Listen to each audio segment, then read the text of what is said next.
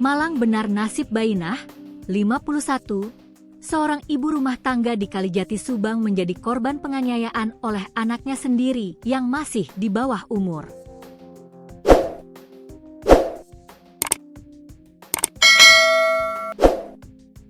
Peristiwa tersebut sempat menggegerkan warga Kalijati, Subang pada Sabtu, 3 Mei 2025. Namun beruntung berkat kesigapan warga masyarakat dan pihak kepolisian, sang ibu bisa selamat dari maut dan sang anak pun akhirnya berhasil diringkus polisi.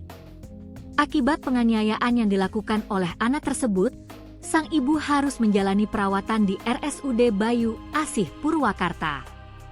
Kapolsek Kalijati AKP Teguh Sujito, Minggu, 4 Mei 2025, membenarkan adanya peristiwa tersebut. Ia benar peristiwa tersebut terjadi semalam dan begitu mendapat laporan langsung ke tempat kejadian perkara, TKP, menjemput tersangka dan melakukan olah TKP serta mengamankan barang bukti, sebilah golok, ucap Kapolsek Kalijati AKP Teguh Sujito, Minggu, 4 Mei 2025, sore. Sementara untuk korban sendiri, hingga sore ini masih dalam perawatan di RSUD Bayu Asih, Purwakarta karena mengalami beberapa luka.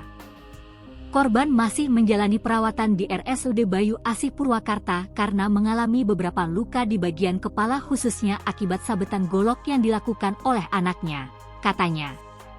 Dikatakan Kapolsek Kalijati AKP Teguh Sujito, berdasarkan keterangan sejumlah saksi-saksi di TKP, untuk sementara motifnya ingin dibelikan handphone.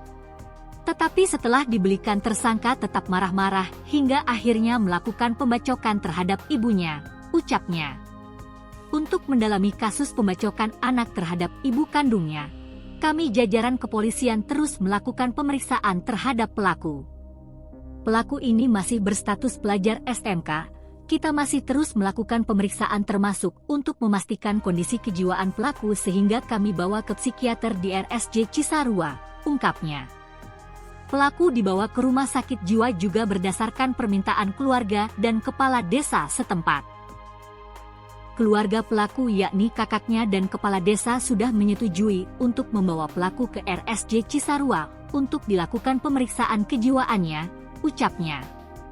Selanjutnya jajaran Polsek Kalijati juga akan meminta keterangan sejumlah rekan atau teman pelaku dan juga ibu pelaku yang korban pembacokan. Kita akan coba terus mendalami kasus ini termasuk meminta keterangan teman dan ibu pelaku sendiri yang saat ini masih jalani perawatan untuk memastikan keseharian pelaku seperti apa mental dan kejiwaannya saat bersama teman-temannya, pungkasnya.